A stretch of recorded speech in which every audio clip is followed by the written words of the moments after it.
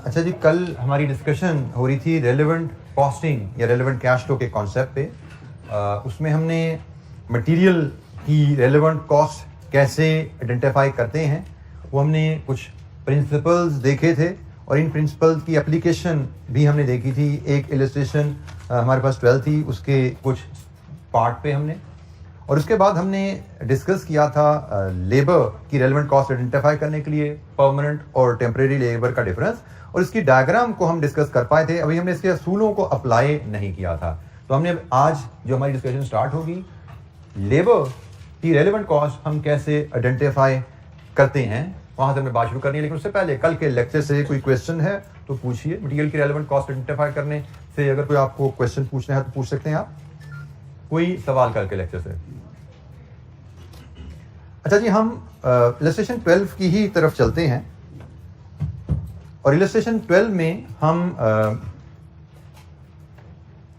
जो लेबर का पोर्शन है उसको डिस्कस करते हैं। अब अगर हम लेबर की बात करें तो इलस्ट्रेशन 12 में ये 3 तरह की लेबर हैं जो मिस्टर कैसर ने अपने एस्टीमेट में शामिल की हुई हैं। जैसा कल हमने 4 टाइप्स ऑफ मटेरियल को डिस्कस किया था, आज 3 टाइप्स ऑफ लेबर पे हम बात करेंगे। स्किल्ड लेबर 1200 घंटे 30 रुपए के हिसाब से इसने चार्ज किए हुए हैं। सेमी स्किल्ड लेबर 2500 घंटे 20 रुपए के हिसाब से चार्ज किए हुए हैं। अनस्किल्ड लेबर 1000 घंटे 25 रुपए के हिसाब से चार्ज किए हुए हैं। अब हम इनके रेलेवेंट नोट्स हैं उनको पढ़ेंगे और देखेंगे कि क्या ये रेलेवेंट कॉस्ट ऑफ लेबर है। हमें रेलेवेंट कॉस्ट ऑफ लेबर इस कॉन्ट्रैक्ट की, इस प्रोडक्ट के लिए बनानी है। तो 1 बाय 1 हम सबसे पहले स्किल्ड लेबर का नोट पढ़ते हैं। ये स्किल्ड लेबर का नोट है जी। Kaiser only hires skilled labour when he needs it. ₹30 per hour is current hourly rate. तो कैसर लेबर तब हायर करता है जब चाहिए। तो सबसे पहले हमने कहा जी हमें लेबर में फैसला करना होता है टेम्परेरी, परमानेंट या टेम्परेरी। Labour is temporary. ये जी हमारी डायग्राम थी। तो हमने कहा जी labour is temporary. Can additional time be hired? क्या हम एडिशनल टाइम हायर कर सकते हैं?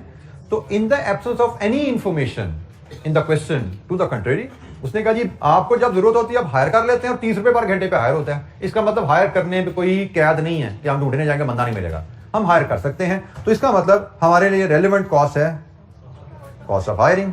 तो जनाब हमें 1000 कितने आवर्स चाहिए? हमें 1200 आवर्स चाहिए और 30 रुपीज के हिसाब से। तो बाय द वे यहाँ पे तो कॉस्ट कैसर ने ठीक कैलकुलेट किया, यहाँ तो कैसर ने रेलेवेंट कॉस्ट ठीक कैलकुलेट की हुई है। तो हम इलस्ट्रेशन 12 कंटिन्यू कर रहे हैं कल से और उसमें हम labour, relevant cost of labour पे आज डिस्कशन कर रहे हैं। रेलेवेंट कॉस्ट ऑफ लेबर, और इसमें हमने पहला पॉइंट जो डिस्कस किया दैट इज स्किल्ड लेबर। तो स्किल्ड लेबर की relevant cost is 1200 hours at the rate of ₹30। ये 36,000 है, ये इसकी रेलेवेंट कॉस्ट है। तो हमने कहा जी ये तो ओके है। हम अब नेक्स्ट लेबर कॉस्ट जो सेमी स्किल्ड है उसकी बात करते हैं। सेमी स्किल्ड जो लेबर कॉस्ट है हम इसकी बात करते हैं। हमें सेमी स्किल्ड जो कैसर ने वर्किंग की हुई है, मैं वो अगर ले आऊं, कैसर्स वर्किंग पहले हम ले आते हैं। मैंने स्किल्ड में ये नहीं लाया क्योंकि स्किल्ड में हमें जरूरत नहीं पड़ी इसकी। वो है जी 2500 घंटे एट द रेट ऑफ 20, और ये उसने वर्कआउट किया जी 50,000। ये कैसर की वर्किंग है। और अब हम अपने हिसाब से इसका पहले नोट पढ़ेंगे और फिर रेलेवेंट कॉस्ट डिटरमिन करते हैं। नोट सेमी स्किल्ड लेबर का हमारे पास है जी, ये आ गया जी। Kaiser has a workforce of 100 semi skilled workers who are currently not fully employed. They are on annual contracts and the numbers of spare hours currently available for this project are 2000. Any hours in excess of this will have to be paid for at a time and a half. Normal hourly rate is 20 per hour. तो हमें चाहिए semi skilled के कितने hours? हमें चाहिए 2500 hours. अब हम चलते हैं अपनी डायग्राम पे। तो पहला सवाल, जो हमें इस कॉन्ट्रैक्ट की लेबर चाहिए वो परमानेंट है टेम्परेरी है? वो परमानेंट है जी, क्योंकि उसने कहा एनुअल कॉन्ट्रैक्ट्स पे है। सेकंड क्वेश्चन, क्या स्पेयर टाइम अवेलेबल है? Partially yes. हमारे पास टोटल 2500 घंटे की रिक्वायरमेंट है, 2000 स्पेयर है, इसका मतलब 500 अवेलेबल नहीं है। तो जो अवेलेबल है उसकी रेलेवेंट कॉस्ट 0, जो अवेलेबल नहीं है उसकी relevant cost can additional time be hired, yes, और कॉस्ट ऑफ हायरिंग। तो 2000 की रेलेवेंट कॉस्ट 0 है, 500 की रेलेवेंट कॉस्ट ऑफ हायरिंग है। तो हमारी 2500 आवर्स की रेलेवेंट कॉस्ट इस डायग्राम के मुताबिक जो बनेगी, relevant cost will B 2000 hours into 0 plus 500 hours into cost of hiring. उसने कहा जी नॉर्मल रेट तो आपका है 20 रुपए, लेकिन आप जब एक्स्ट्रा आवर्स उनसे हायर करते हो तो 20 रुपए पे नहीं हायर होता, time and half. Time and half का मतलब होता है 1.5 गुना। मतलब नॉर्मल रेट आपका 20 रुपए है तो ओवर टाइम करवाओगे 1.5 गुना पे हायर होगा। This is what is meant by time and half. Time and quarter का मतलब 1.25, ठीक है। तो ये हमें बताया जाता है। तो अब कितनी बनी जी? 15,000। ये है जी relevant cost, relevant cost of skilled labour, relevant cost of semi skilled labour.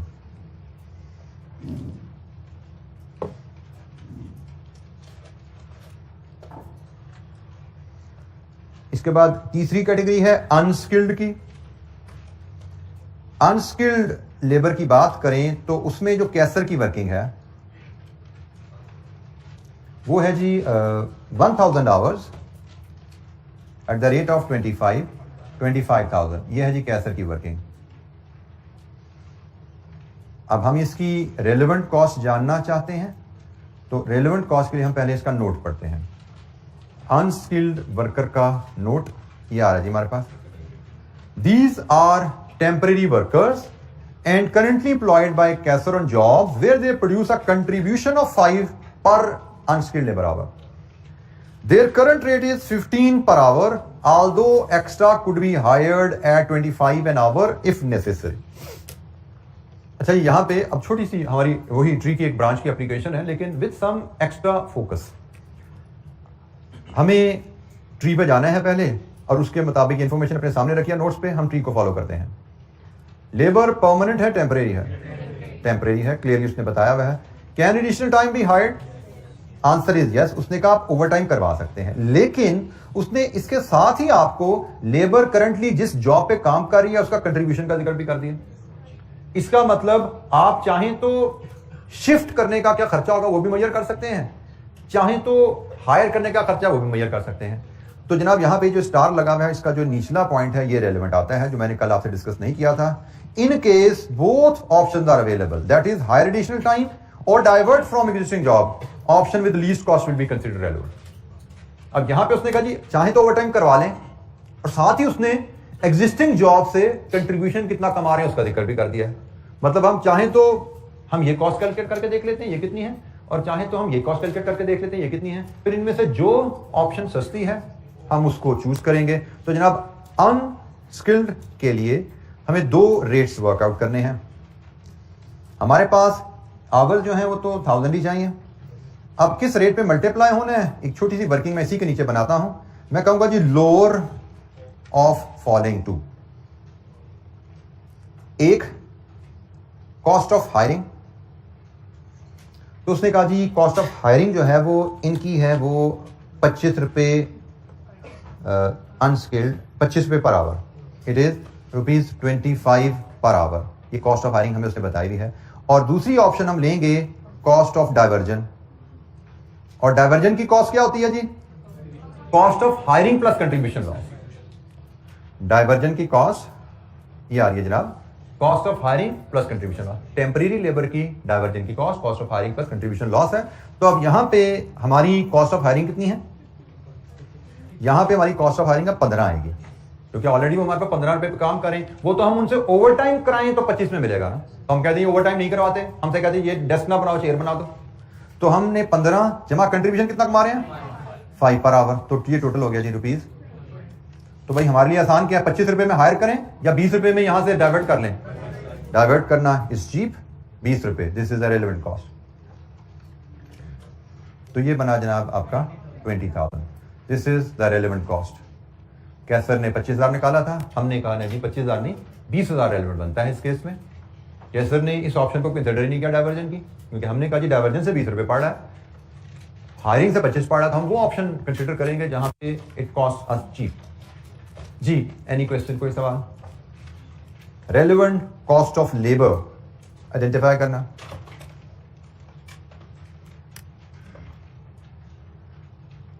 इसके अलावा क्या कॉस्ट है जी कैसर की वर्किंग में? इसके बाद जी फिक्स्ड ओवरहेड्स हैं। फिक्स्ड ओवरहेड का असूल हम पढ़ चुके हैं कि अगर इंक्रीमेंटल है, मैं असूल आपके सामने ले आता हूँ फिक्स्ड ओवरहेड का, जो हमने सीखा था वो टेबल हमने पढ़ा था जनाब, ये वाला, ये जनाब फिक्स्ड ओवरहेड की कहानी है कि फिक्स्ड ओवरहेड अगर तो इंक्रीमेंटल है, प्रोजेक्ट की वजह से एडिशनल खर्चा, तो रेलेवेंट है, अदरवाइज इरेलेवेंट है। तो हम अपनी जो इस क्वेश्चन में फिक्स्ड ओवरहेड की इंफॉर्मेशन है उसको जाके डिस्कस करते हैं। वो क्या है? फिक्स्ड ओवरहेड की जो कैलकुलेशन दी गई है वो 4700 इंटू 20 पर आवर है, पहली एक बात। और दूसरी बात, नोट भी इसने दिया हुआ है, वो भी पढ़ लें। This is considered by Kaiser to be an accurate estimate of the hourly rate based on its existing production. चलिए मैं इस जुमले को भी छोड़ दूं, हम सिर्फ यहीं पे आ जाते हैं। जब भी फिक्स्ड ओवरहेड की कॉस्ट पर आवर आपको दी जाएगी तो फिक्स्ड ओवरहेड कभी भी पर आवर इनकर नहीं होती। फिक्स्ड ओवरहेड तो है rent per month, salary per month, depreciation per annum. जब भी फिक्स्ड ओवरहेड आपको पर आवर दिए गए हैं, इसका मतलब वो कहां से निकले हैं? एब्जॉर्प्शन प्रोसेस से पर आवर बनाए गए हैं, क्योंकि एब्जॉर्प्शन प्रोसेस में हम ओवरहेड को पर आवर एस्टीमेट करते हैं। तो जब भी हमें ओवरहेड कॉस्ट पर आवर दी गई है, इट इज अंडरस्टूड ये ओवरहेड एब्जॉर्ब है, ये एब्जॉर्प्शन रेट है। और हमने अभी क्या पढ़ा? Overhead absorbed are irrelevant. Fixed overhead absorbed अगर किए जा रहे हैं किसी प्रोडक्ट में, वो इररिलेवेंट होते हैं। तो पर आवर जब भी ओवरहेड दिए जाते हैं वो ओवरहेड एब्जॉर्प्शन को रिप्रेजेंट कर रहे होते हैं। तो ये ओवरहेड्स हमारे लिए इररिलेवेंट हैं, इनको हम कंसीडर नहीं करेंगे, तो ये रेलेवेंट कॉस्ट नहीं है। इससे आगे चलते हैं, कॉस्ट ऑफ प्रिपेयरिंग टेंडर। ये बेसिकली कहानी हमने पढ़ी नहीं थी, अब मैं इसकी थोड़ी सी कहानी आपको बता देता हूं। मिस्टर कैसर ने ये एक टेंडर भरा था जिसमें उसने कहा था जी मेरी इस टेंडर पे ये मेरे खर्चे आते हैं और ये मैं मुनाफा कमाना चाहता हूं, तो मुझे इतनी प्राइस कोट करनी चाहिए। ये कस्टमर को प्राइस कोट कर रहा है मिस्टर कैसर कि भाई मैं अगर ये प्रोडक्ट बना के कस्टमर को दूंगा तो ये मेरे खर्चे हैं, ये मेरा प्रॉफिट है, मुझे इतनी प्राइस कोट करनी चाहिए। अब इशू इज, क्या मुझे ये ऑर्डर मिल चुका है? क्या ये मैंने प्रोडक्ट बना ली भी है? नो, मुझे तो ये ऑर्डर मिलेगा तो मैंने ये प्रोडक्ट बनानी है, लेकिन क्या ये मैं टेंडर बना चुका हूं? यस, तो ये तो पास है। तो टेंडर बनाने की कॉस्ट आपकी रेलेवेंट नहीं हो सकती। टेंडर बनाने की कॉस्ट आपकी रेलेवेंट नहीं हो सकती, क्योंकि टेंडर बना के प्राइस की कोटेशन तो आप कस्टमर को सबमिट करा रहे हो कि ये जी मेरी कोटेशन है। अब कस्टमर आपको ऑर्डर देगा तो फिर आप प्रोडक्ट बनाओगे। तो हमने कहा जी हमारी प्राइस जो कस्टमर को हम दे रहे हैं वो हमारी रेलेवेंट कॉस्ट पे बेस होनी चाहिए। तो ये जो टेंडर बनाने का खर्चा है ये रेलेवेंट कॉस्ट नहीं है, क्योंकि रेलेवेंट तो फ्यूचर की कॉस्ट होती है। तो ये तो पास्ट है, तो हम टेंडर बना चुके हैं। अब मुझे ऑर्डर मिले या ना मिले, ये खर्चा तो मेरा हो चुका है, ठीक है। तो मुझे ऑर्डर मिलेगा तो मेरा खर्चा क्या होना है? दैट इज रेलेवेंट, वो हमने ऊपर लिया हुआ है। जी एनी क्वेश्चन, कोई सवाल? जी ये संक कॉस्ट, ये पास्ट कॉस्ट है, ये संक कॉस्ट है। पास्ट कॉस्ट कह लीजिए इसको या संक कॉस्ट कह लीजिए, एक ही मतलब है। Relevant cost only future cost. जी बेटा,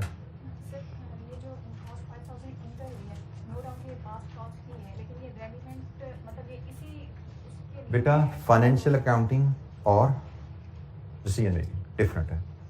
अकाउंटिंग, फाइनेंशियल अकाउंटिंग कर रहे हो, उससे कहा जाए जी इस प्रोडक्ट की कॉस्ट, फाइनेंशियल अकाउंटिंग में इस प्रोडक्ट का प्रॉफिट निकालो, ये ऑर्डर आपको मिल जाता है। लेट्स अज्यूम ये ऑर्डर आपको मिल गया, ये ऑर्डर मिल गया, आपने डिलीवर कर दिया। उसके बाद आपसे कहा जाए फाइनेंशियल अकाउंटिंग के तहत इसका प्रॉफिट कैलकुलेट करो, तो शायद उसमें आप ये कॉस्ट चार्ज करेंगे, फाइनेंशियल अकाउंटिंग में कॉस्ट चार्ज करेंगे। लेकिन आज जब आप कस्टमर को टेंडर सबमिट करने जा रहे हैं, आज कस्टमर को जब टेंडर सबमिट कर रहे हैं, आपकी प्राइस इंपॉर्टेंट है डिसीजन मेकिंग के पॉइंट ऑफ व्यू से कि जो प्राइस आप आज डिसाइड करोगे उसकी बेस पे आपको ऑर्डर मिलना है। तो रूल इज हम अपनी प्राइस रेलेवेंट कॉस्ट की बेसिस पे डिसाइड करते हैं।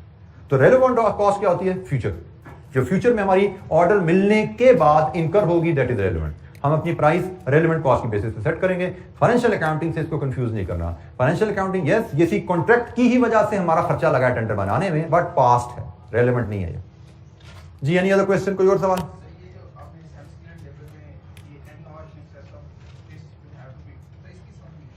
बेटा सेमी स्किल्ड लेबर में हमने वही डायग्राम को जब अप्लाई कर रहे थे, हमने बात शुरू की थी कि भाई ये लेबर परमानेंट है टेम्परेरी है, बात यहाँ तक जरूरत थी। तो आप बताओ परमानेंट और टेम्परेरी, सवाल नोट अपने सामने रखो सेमी स्किल्ड का। Semi skilled is hired on annual contract, यही लिखा हुआ है। तो एनुअल कॉन्ट्रैक्ट का मतलब वो परमानेंट लेबर है। परमानेंट लेबर पे आ जाए। Next question, can additional time, क्या इज स्पेयर टाइम अवेलेबल? तो उसने कहा जी 2000 घंटे स्पेयर हैं। तो जो घंटे स्पेयर होते हैं उसकी रेलेवेंट कॉस्ट 0 होती है। हमें कितने चाहिए? 2500 घंटे। इसका मतलब 2500 घंटे, 500 घंटे हमारे पास अवेलेबल नहीं है। 500 घंटे हमें हायर करने पड़ेंगे। हायर करेंगे तो रेलेवेंट कॉस्ट क्या आती है? तो 500 घंटे कितने रुपए के मिलेंगे? आपकी वही कॉस्ट है। 2000 घंटे तो फ्री है आपके लिए। आपकी टोटल जो रेलेवेंट कॉस्ट है वो 500 घंटे की कॉस्ट ऑफ हायरिंग है। 2000 घंटे फ्री हैं, 500 घंटे की कॉस्ट ऑफ हायरिंग, ये आपकी रेलेवेंट कॉस्ट है। बेटा जुमला बढ़िया आगे उसने क्या लिखा है? Additional time can B hired. ठीक है, तो ये सवाल को पढ़ना इसीलिए कहा जाता है बड़ा क्रिटिकल होता है कि सवाल में चीजें लिखी होती हैं, हम पहली रीडिंग में उनको पिक नहीं कर पाते। इसलिए सवाल को मैंने कहा कम से कम 3 दफा पढ़ने की आदत डालनी है एग्जाम में आपको करने से पहले, तभी आप चांसेस हैं कि तमाम फैक्टर्स को कंसिडर करके अच्छा आंसर दे पाओगे। और एक चीज, ये एक बड़े बच्चों को कॉमन इतराज होता है, ये 3 दफा पढ़ेंगे तो बस पढ़ते ही रह जाएंगे, फिर लिखेंगे कब?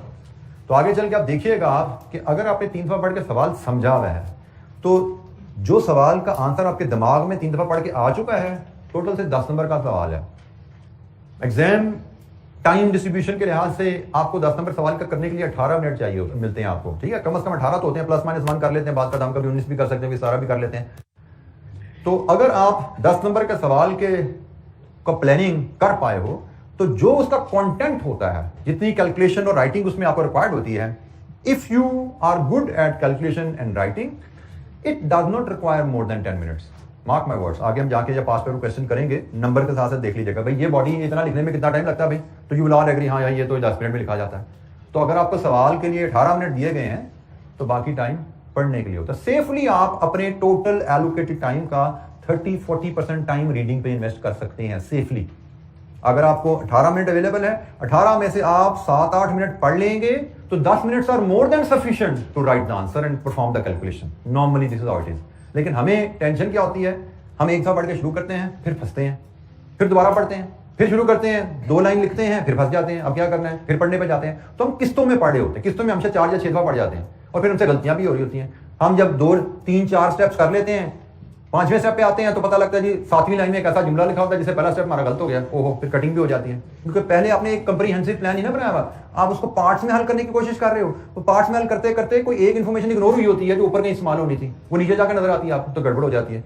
तो आप अगर एक दफा पढ़ के लिखना शुरू करते हो, आप ultimately you and up reading 3 और 4 टाइम्स, टुकड़ों टुकड़ों में।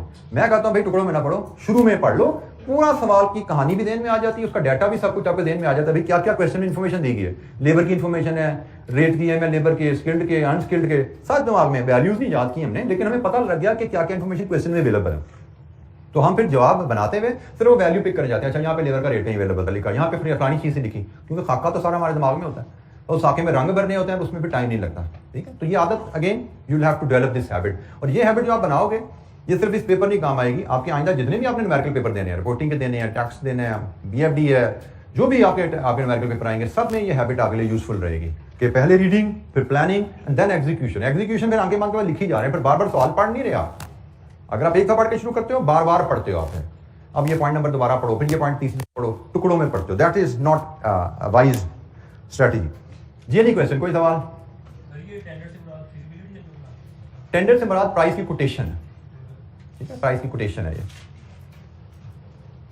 ये मिस्टर कैसर ने ये कोटेशन अपने कस्टमर को सबमिट कराई कि ये प्राइस है जो मैं आपसे चार्ज करूंगा।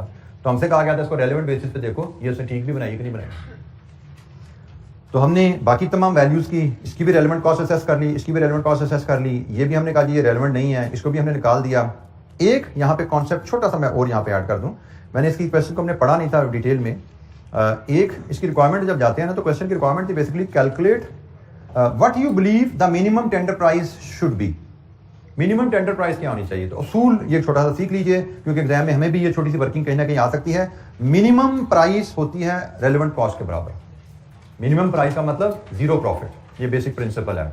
Minimum price is equal to relevant cost. Minimum price में कोई प्रॉफिट कंपोनेंट शामिल नहीं होता, ये इसको याद रखिएगा। तो जब हम इस असूल को लेके आते हैं तो कैसर की वर्किंग में एक और फॉल्ट नजर आता है, उसने इसने मिनिमम प्रॉफिट भी ऐड किया हुआ है। तो भाई मिनिमम प्राइस में प्रॉफिट नहीं आता, सिर्फ रेलेवेंट कॉस्ट आती है, और रेलेवेंट कॉस्ट हम जान चुके हैं। हमने कहा जी ये भी निकाल दो, ये भी निकाल दो, ये भी निकाल दो, ये भी निकाल दो, और इनको हमने रिवाइज कर लिया है। ये सारी वैल्यूज हमने रिवाइज कर ली हुई हैं, तो उन रिवाइज वैल्यू को सम करेंगे, that is the relevant cost of the contract and that should be the minimum price जो हमें कस्टमर को देनी है। Minimum price is equal to relevant cost. तो रेलेवेंट कॉस्टिंग के बेसिक प्रिंसिपल को जो हमने क्या सीएमए कॉस्ट मैनेजमेंट अकाउंटिंग का प्रिंसिपल है उसको हमने रिकैप लिया है। यहाँ पे की एक रिवीजन एक्टिविटी मजीद हम करेंगे before we proceed with this chapter. इस चैप्टर के जो प्रोजेक्ट अप्रेजल के जो टूल्स हैं उनकी तरफ जाएं। ये रेलेवेंट कॉस्टिंग का टूल इसलिए बड़ा अहम है, जैसे मैंने कहा कि हमें एग्जाम में तकरीबन 70% मार्क्स हमें रेलेवेंट कैश फ्लोज को और उसकी ट्रीटमेंट्स पे हमें मिलते हैं एक क्वेश्चन में, कंप्रीहेंसिव क्वेश्चन जो इस एरिया पे आएगा। मे बी 30% मार्क्स बाकी स्किल्स के होंगे, 70% मार्क्स हमें क्वेश्चन पढ़ के उसमें से रेलेवेंट कैश फ्लोज की एक्सट्रैक्शन पे मिलते हैं। आगे पास पेपर क्वेश्चन पे जाएंगे तो इंशाल्लाह यू विल ऑब्जर्व। अच्छा जी, एक इलस्ट्रेशन और हमारे पास, अब ये इलस्ट्रेशन को हम पूरे तरीके से पढ़ते हैं। ये भी रेलेवेंट कॉस्टिंग के ही प्रिंसिपल की रिवीजन है हमारी इस इलस्ट्रेशन में भी। रिक्वायरमेंट इसकी है जी, advise the managing director as to whether the contract should be allowed to proceed, explaining the reasons for the treatment of each item. ये भी रेलेवेंट कॉस्टिंग प्रिंसिपल पे हल होना मामला।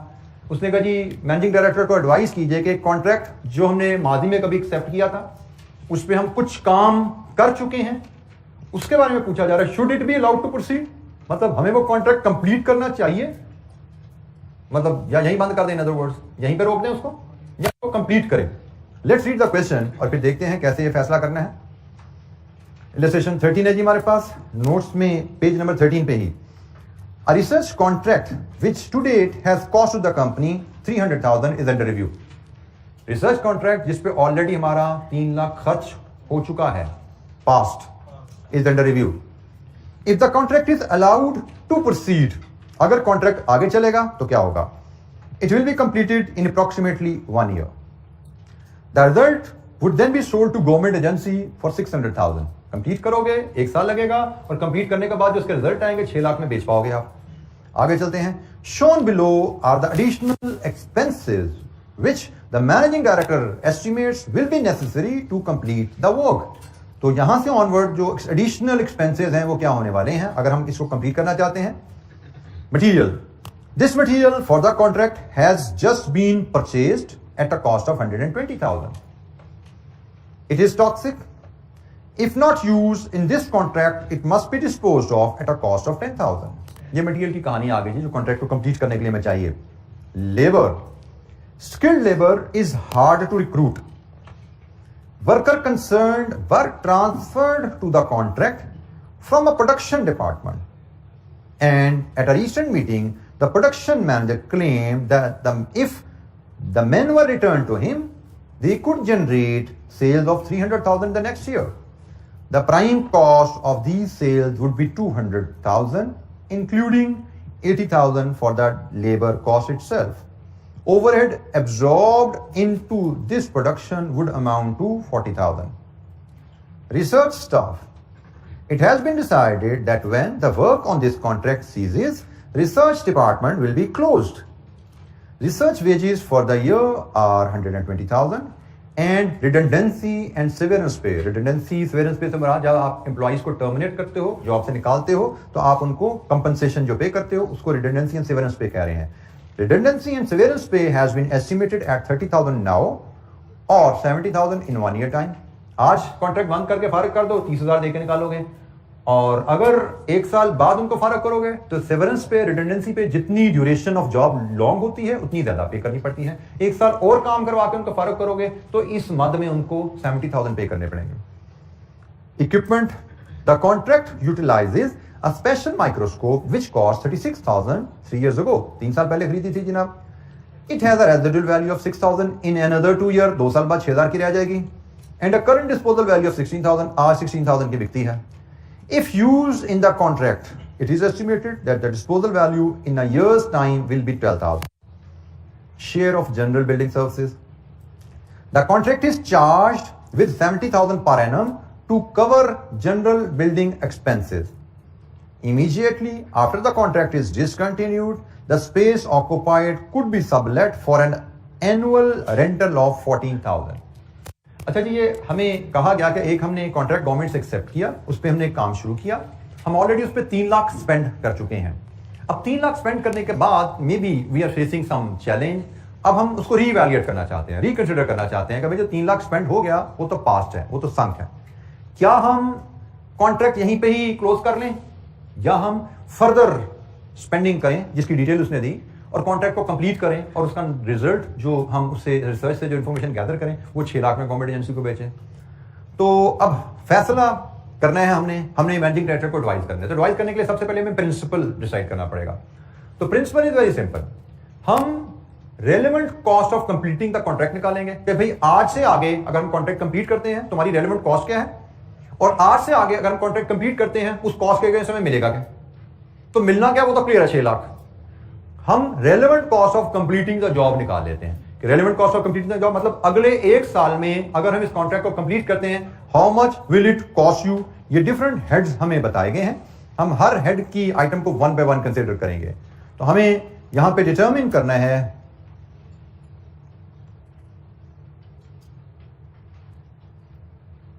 रेलेवेंट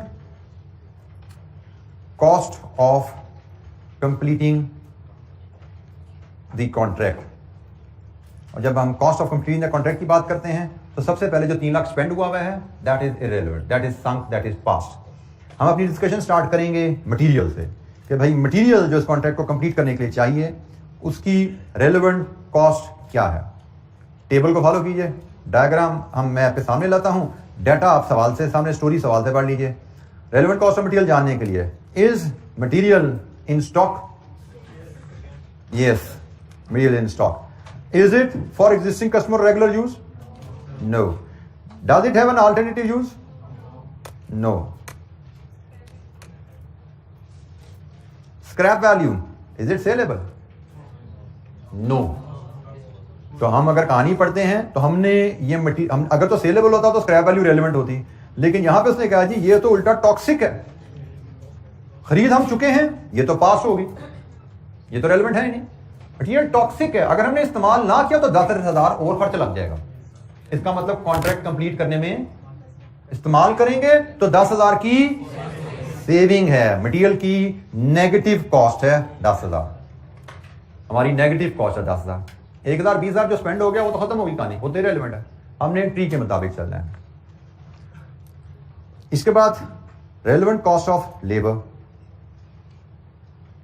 डायग्राम पे आइए। सबसे पहले पहला सवाल, लेबर जो इस कॉन्ट्रैक्ट में यूज होनी है वो परमानेंट है या टेम्परेरी है।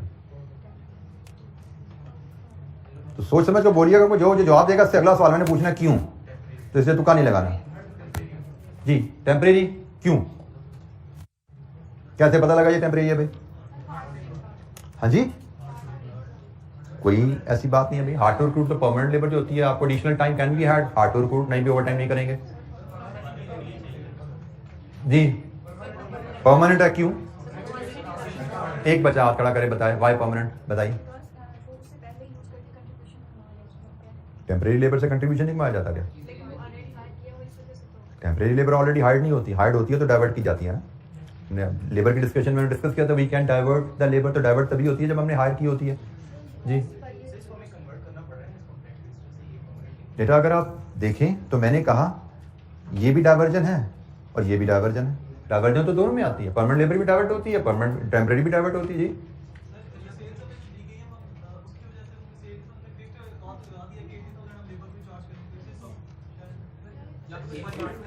जी बेटा जी।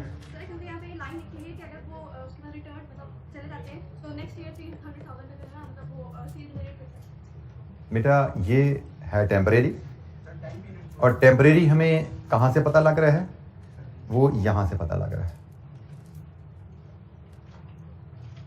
कि लेबर कॉस्ट प्राइम कॉस्ट में शामिल है। प्राइम कॉस्ट मतलब डायरेक्ट कॉस्ट, और डायरेक्ट कॉस्ट सिर्फ वेरिएबल होती है, all direct cost are variable cost. तो उसने कहा जी लेबर कॉस्ट आपकी प्राइम कॉस्ट में शामिल है, इसका मतलब लेबर कॉस्ट डायरेक्ट कॉस्ट है और तमाम डायरेक्ट कॉस्ट वेरिएबल होती हैं। तो वेरिएबल कॉस्ट जहां पे हो रही है वो टेम्परेरी लेबर है, टेम्परेरी लेबर को हम वेरिएबल कॉस्ट है जहां पे हम पर यूनिट पर आवर पे करते हैं, वो टेम्परेरी लेबर है ना, तो वेरिएबल कॉस्ट होगी, तो ये टेम्परेरी लेबर है। अब हम देखते हैं इसकी रेलेवेंट कॉस्ट क्या है। जो लेबर हम इस कॉन्ट्रैक्ट में यूज करेंगे उस लेबर के बारे में प्रोडक्शन के मैनेजर कह रहे हैं ये लेबर आप हमें दे दें, हम इस लेबर को बेटा उसने कहा लेबर कॉस्ट प्राइम कॉस्ट का हिस्सा है, कहा उसने।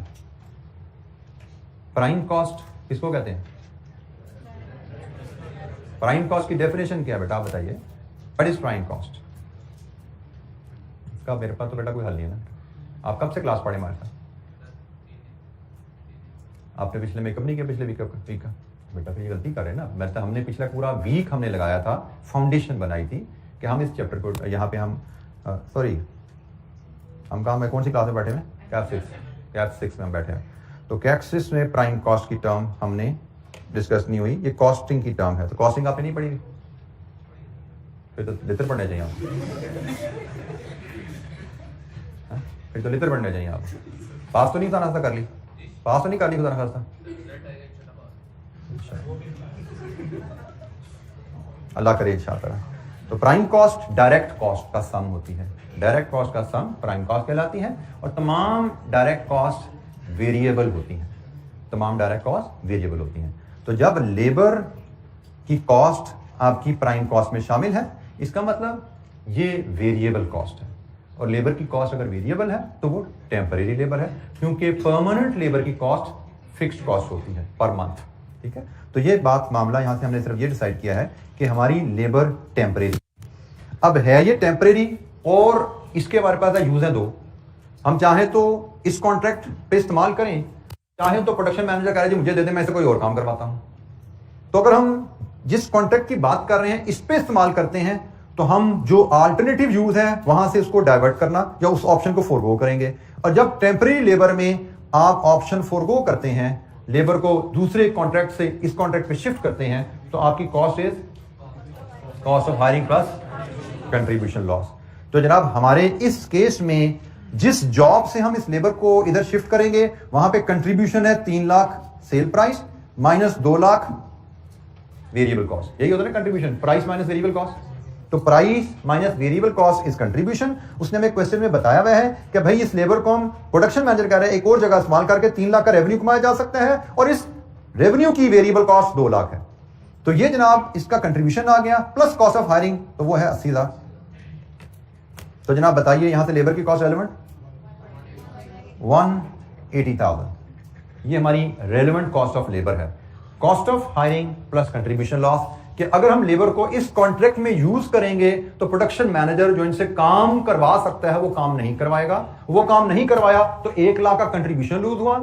हम उस काम की जगह इस प्रोडक्ट में इसको यूज करेंगे तो रेलेवेंट कॉस्ट डाइवर्जन पे आती है, contribution loss plus cost of hiring. 1,80,000 हमारी लेबर की रेलेवेंट कॉस्ट बनती है। जी एनी क्वेश्चन, कोई सवाल? टेम्परेरी लेबर में एक से ज्यादा इस्तेमाल की ऑप्शन हो तो एक ऑप्शन में उसको इस्तेमाल करें, दूसरी ऑप्शन फोरगो होती है, उसकी रेलेवेंट कॉस्ट क्या है? फॉलो द डायग्राम, उसके मुताबिक हमने डिटरमिन किया। अब next cost research staff. Research staff की कहानी है जी, फैसला हो गया है कि जैसे ही कॉन्ट्रैक्ट बंद होगा रिसर्च डिपार्टमेंट बंद कर देंगे। ये फैसला हो चुका है कि जैसे ही हमारा कॉन्ट्रैक्ट कंप्लीट होगा, खत्म होगा, हम रिसर्च स्टाफ को फारिग करेंगे, रिसर्च डिपार्टमेंट बंद करेंगे। हमारे पास इस वक्त ऑप्शन क्या है कि कॉन्ट्रैक्ट अभी बंद करें या 1 साल लगा के कंप्लीट करें साल बाद। अगर इसका मतलब अगर हम कॉन्ट्रैक्ट अभी बंद करते हैं रिसर्च स्टाफ अभी फारिग, और 1 साल लगाते हैं तो रिसर्च स्टाफ 1 साल बाद फारिग। अब हमने देखना है कि भाई अगर हम 1 साल लगा के स्टाफ को फारिग करेंगे तो मेरी जेब पे बोझ क्या आता है। कॉन्ट्रैक्ट को कंप्लीट करने की मद में रिसर्च स्टाफ को मुझे क्या एडिशनल रेम्यूनरेशन देना पड़ेगा। तो पहली चीज कि अगर मैं स्टाफ से 1 साल और काम करवाऊंगा तो मुझे उनको 1 ईयर सैलरी देनी पड़ेगी। अभी फारिग करने के बजाय 1 साल काम करवाऊंगा तो 1 ईयर सैलरी देनी पड़ेगी, और वो कितनी है? 1,20,000। अभी फारिग करूं तो सैलरी नहीं देनी अगले साल की ना, लेकिन कॉन्ट्रैक्ट कंप्लीट करवाना है तो पूरे 1 साल की तनख्वाह देनी पड़ेगी। और दूसरी बात रिडंडेंसी एंड सेवेरेंस पे, उसमें फर्क आता है। 70,000 पे करूंगा अगर कॉन्ट्रैक्ट कंप्लीट कराऊंगा, और अगर कॉन्ट्रैक्ट कंप्लीट नहीं कराता तो भी तो 30 पे करना है ना। इसका मतलब कॉन्ट्रैक्ट कंप्लीट कराने की वजह से 40,000 गया। टोटल तो कॉन्ट्रैक्ट की कंप्लीशन पे मैं 70 पे कर रहा हूं, बट ये सारा 70 कॉन्ट्रैक्ट की वजह से नहीं गया कि चूंकि 1 साल लगाया इससे 70 देना पड़ा। 1 साल लगाने की वजह से सिर्फ 40 देना पड़ा, क्योंकि मैं अभी भी बंदों को घर भेजो तो 30 अभी भी देना पड़ता है ना। तो मेरे लिए relevant burden on my pocket is 40 only. 1,20,000 तनख्वाह और 40,000 का ये बर्डन भी आएगा अगर मैं कॉन्ट्रैक्ट कंप्लीट करने जाता हूं, क्योंकि मेरी सेवेरेंस पे जो अभी मैं 30,000 देकर बंदे घर भेज सकता हूं, साल बाद 70,000 देकर घर भेजनी पड़ेगी। Relevant cost, cash burden on my pocket of a decision. अगर कॉन्ट्रैक्ट कंप्लीट करते हैं तो मेरी पॉकेट पे कैश बर्डन क्या आएगा इस हेड में। जी एनी क्वेश्चन, कोई सवाल? Relevant cash flow, relevant cost का सिंपल प्रिंसिपल, जेब पे बर्डन देख लो। एज अ बिजनेसमैन खुद सोचो कि मैं अगर ये काम कर रहा हूं तो मेरी जेब में क्या पैसा आता है, क्या पैसा जाता है। कोशिश करो इस तरह सोचने की। जितना आप अच्छे अंदाज में एज अ बिजनेसमैन सोचने की आदत डेवलप करोगे, उतने ही अच्छे आप अपने क्वेश्चन के आंसर्स प्लान कर पाओगे। इनको बुकिश 2+2=4 वाले सवाल ना समझो, ये कारोबारी मामलात होते हैं, कारोबारी मसले होते हैं जिन पे हम बात कर रहे होते हैं। तो जितना आप सोच पाओगे एज अ बिजनेसमैन कि भाई मैं अगर ये कारोबार कर रहा हूं मुनाफे के लिए, तो मेरी जेब से क्या जा रहा है, मेरी जेब में क्या आ रहा है, इस सेंस में सोचोगे तो आप बेहतर सवाल को अटेम्प्ट कर पाओगे। This is not accounting, let me tell you again, this is not accounting. ये अकाउंटिंग नहीं है, खाते नहीं लिख रहे, हम फैसला कर रहे हैं कैश कमाने का, पैसा कमाने का, उसके फैसले कर रहे हैं कि पैसे ज्यादा से ज्यादा कैसे कमाए जा सकते हैं। अच्छा जी, नेक्स्ट इज इक्विपमेंट कॉस्ट, कि हम अगर कॉन्ट्रैक्ट कंप्लीट करेंगे तो उसमें हमारा इक्विपमेंट भी यूज होगा। तो इक्विपमेंट के बारे में जो इन्फॉर्मेशन उसने बताई है कि इक्विपमेंट खरीदा गया था 3 साल पहले 36,000 का, नॉट रेलेवेंट। इक्विपमेंट 2 साल बाद 6,000 का बिकेगा, हमें से क्या लेना देना, हम तो मसला पड़ा है आज या साल बाद। उसने कहा जी current disposal value 16,000, yes this is relevant, कि आज अगर मैं कॉन्ट्रैक्ट बंद करता हूं तो इक्विपमेंट 16,000 का बिकता है, मेरी जेब में 16,000 आएंगे। लेकिन अगर कॉन्ट्रैक्ट कंप्लीट किया जाए 1 साल में ये बिकेगा 12,000 का। आज बेचूं 16,000 जेब में आते हैं, कॉन्ट्रैक्ट कंप्लीट करके बेचूं 12,000 जेब में आएंगे, तो कॉस्ट ऑफ कंप्लीटिंग का कॉन्ट्रैक्ट 4,000। बिल्कुल ठीक हो गया जी। हमारी इक्विपमेंट की रेलेवेंट कॉस्ट यहां पे आएगी 4,000। इसको मैं कहता हूं use of equipment. Use of equipment will cost us 16,000 minus 12,000, it is 4,000। आज कॉन्ट्रैक्ट बंद करो 16,000 कमा लो बेच के, लेकिन अगर कॉन्ट्रैक्ट कंप्लीट करने जाओ साल बाद 12,000 कमाओगे। इसका मतलब कॉन्ट्रैक्ट कंप्लीट करने की वजह से हमें 4,000 लूज हम करेंगे। 16,000 की जगह 12,000 हमें इनफ्लो होगा। इनकम में कमी इज अ कॉस्ट, कॉस्ट में कमी इज अ इनकम। जैसे हमने मटेरियल की 10,000 इनकम ली ना, वहां पे हमने कहा कॉस्ट में कमी है तो वो इनकम है, लेकिन इनकम में कमी है तो वो कॉस्ट है। जी एनी क्वेश्चन? अच्छा जी, item share of building services. उसने कहा जिस बिल्डिंग में ये आपका कॉन्ट्रैक्ट हो रहा है उस बिल्डिंग में कंपनी और भी काम करती है, तो contract is charge with 70,000। Contract is charge with 70,000। ये बिल्डिंग के किराए की मद में उसने यूज किया है, ठीक है जी, बिल्डिंग के एक्सपेंसेस की मद में किया है। और हमने अगर रेलेवेंट कॉस्टिंग का टेबल आप पढ़ें जाके, तो वहां पे हमने देखा है कि जहां पे ओवरहेड के साथ चार्ज का वर्ड आ जाए इरेलेवेंट, तो मतलब ये तो इरेलेवेंट है। चार्ज हो रहे हैं ओवरहेड, इनकर नहीं हो रहे, इरेलेवेंट है। हाँ, एक और बात आगे चलते हैं। उसने कहा जी immediately after contract is discontinued space occupied could be sublet for an annual rental of 14,000। जैसे ही कॉन्ट्रैक्ट बंद करेंगे, जो बिल्डिंग कॉन्ट्रैक्ट की टीम खाली करेगी वो हम सबलेट किराए पे दे सकते हैं 14,000। इसका मतलब आज कॉन्ट्रैक्ट बंद करें, आज किराए पे दे दें, कॉन्ट्रैक्ट कंप्लीट करने जाएं, साल बाद किराए पे देंगे। इसका मतलब कॉन्ट्रैक्ट कंप्लीट करने की सूरत में 1 साल का rental income forgo. Relevant cost, opportunity cost का कॉन्सेप्ट, रेंटल इनकम फोरगोन 14,000। लीजिए जी, यहां से ये हमारी बनती है total relevant cost of completing the contract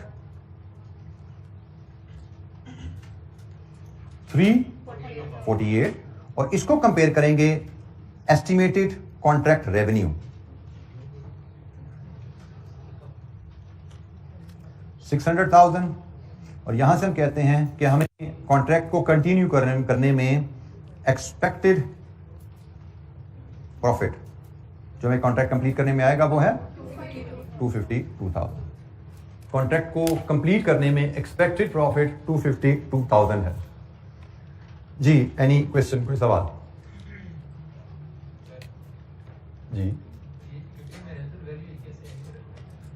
residual value कैसे इररिलेवेंट है? मैंने तो रेलेवेंट लिया भाई, मैंने तो कहा आज इक्विपमेंट 16 का बिकता है और अगर कॉन्ट्रैक्ट को कंप्लीट करके बेचूंगा तो 12 का बिकेगा।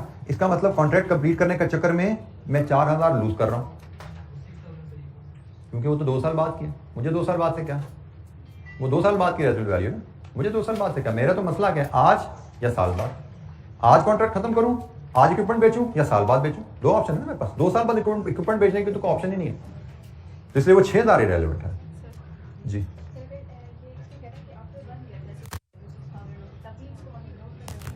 बेटा, साल बाद की रेजिडुअल वैल्यू तो उसने 12000 दी भी है ना बेटा। ये 12000 साल बाद की रेजिडुअल वैल्यू है, उसको मैंने यूज किया। Disposal value residual value is the same thing, एक ही मतलब है। डिस्पोजल वैल्यू रेजिडुअल वैल्यू एक ही मतलब। जी एनी अदर क्वेश्चन, कोई और सवाल यहाँ पे जी? रीजंस मैं साथ साथ आपको वॉइस करता गया हूं, मैंने लिखी नहीं है यहाँ पे। इसके आंसर में जाओगे तो वहां पे एक्सप्लेनेशन जो मैंने चीजें बोली हैं कि मैंने एक चीज को रेलेवेंट क्यों लिया, ठीक है, ये प्रिंसिपल आंसर में आपको लिखे हुए भी नजर आएंगे। जब आप रिवाइज करेंगे तो वहां पे इनकी रीजंस आप पढ़ भी सकते हैं जो मैंने बोली हैं कि भाई मैं किस चीज को रेलेवेंट क्यों ले रहा हूँ। जी सॉरी बेटा, रेलेवेंट जरा अच्छा सवाल आपके साथी का सुन लीजिए। ये फिर वही मसला कि आप अकाउंटिंग के उस फ्रेमवर्क से निकल नहीं पाते।